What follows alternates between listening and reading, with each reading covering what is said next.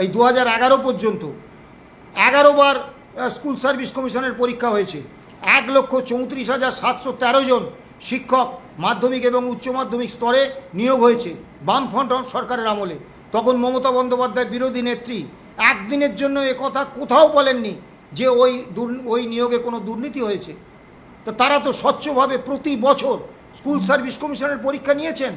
2011 ক্ষমতা এলেন, 2015 পর্যন্ত কোনো পরীক্ষা নেই। 2016 সালে একটাই মাত্র স্কুল সার্ভিস কমিশনের পরীক্ষা নিলেন এবং তাতে এত দুর্নীতি করলেন যে হাইকোর্ট এবং মহামান্য সুপ্রিম কোর্টে গোটা প্যানেলটাই বাতিল হয়ে গেল। এবার ভাবুন, ওই প্যানেলের মধ্যে সুপ্রিম কোর্টও বলেছে, রাজ্য সরকারও বলেছে, এসএসসিও বলেছে, সিবিআইও বলেছে, মধ্যশিক্ষা পর্ষদও বলেছে, কলকাতা হাইকোর্টও বলেছে যে ওদের মধ্যে একটা বড় অংশ তারা একদম পরিশ্রম করে মেধা এবং যোগ্যতার ভিত্তিতে তারা প্যানেলে নাম তুলেছেন।